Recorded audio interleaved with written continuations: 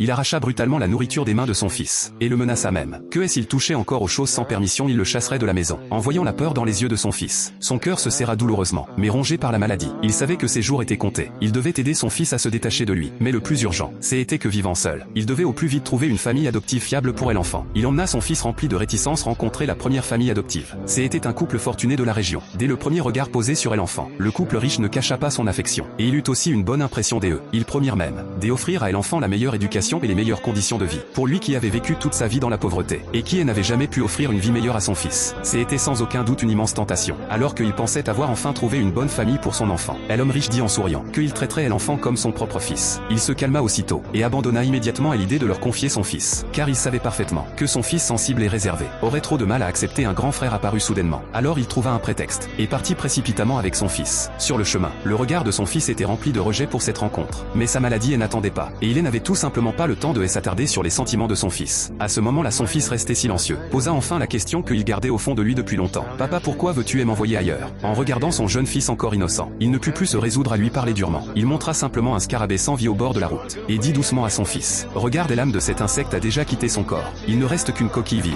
Et bientôt, papa te quittera aussi comme cet insecte. Alors je dois trouver quelqu'un pour prendre soin de toi à ma place. » Le fils hocha la tête comme s'il comprenait à moitié, mais il crut profondément chacune de ses paroles. En regardant le visage encore enfantin de son fils, il sentit son cœur se serrer d'amertume, rempli de culpabilité, comme il aurait voulu accompagner son fils en grandissant. Depuis ce jour, il ne fut plus sévère avec lui. Il fit de son mieux pour le chérir et rester à ses côtés. Chaque jour, il l'emmenait prendre le soleil. Le soir, il s'asseyait au bord du lit et lui racontait des histoires avec douceur jusqu'à ce qu'il s'endorme. Peut-être que le ciel fut touché par son amour profond. Peu de temps après, la bonne nouvelle arriva, quelqu'un était prêt à adopter son fils. Il emmena son enfant avec empressement. Rencontrer cette personne. La personne adoptive était une femme vivant seule et sans enfant, même si sa situation financière était ordinaire et inférieure à celle des familles rencontrées auparavant. À travers chaque détail de son attitude avec son fils, il pouvait sentir sincèrement que son affection pour l'enfant venait du cœur. Cette fois, il n'hésita pas un instant et prit une véritable décision. Il rentra chez lui, vendit tout ce qui pouvait être vendu, déposa tout l'argent obtenu sur une carte bancaire. C'était la dernière chose qu'il pouvait laisser à son fils. Après avoir terminé toutes les démarches d'adoption, il prit la main de son fils et le conduisit chez la femme. Avant de partir,